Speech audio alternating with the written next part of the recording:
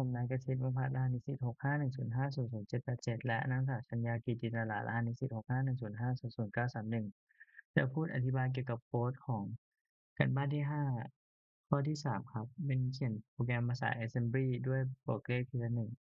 ให้แสดงผลเป็น LED 8ดวงตามข้อ2ครับในส่วนของตัวโค้ดครับจะเริ่มที่การเรียกใช้ฟังก์ชัน init LED ครับเพื่อเริ่มต้นการตั้งค่า LED แล้วตั้งค่า R17 เป็น0ครับเริ่มที่0เรียกฟังก์ชัน output LED เพื่อแสดงผลบน LED ครับเพิ่มค่า R17 ทีละ1ตั้งค่า R20 เป็น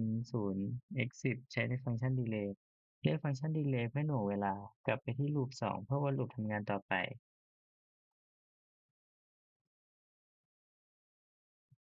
ครับจะทำการเก็บค่าของ R16 ลงใน stack ตั้งค่า R16 เป็น0 xff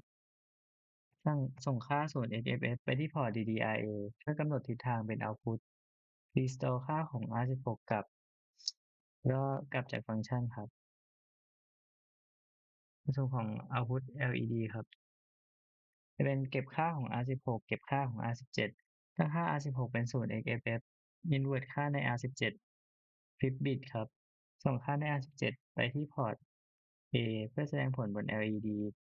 restore ค่าของ R17 กลับ restore ค่าของ R16 กลับแล้วก็กลับจากฟังก์ชันครับ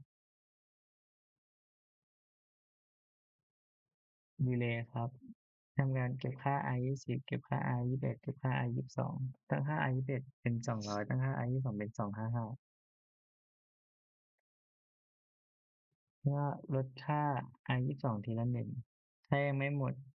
ก็ให้กลับไปที่ D2 ในส่วนตรงนี้ครับเป็นการเซตค่าดีเลย์ครับ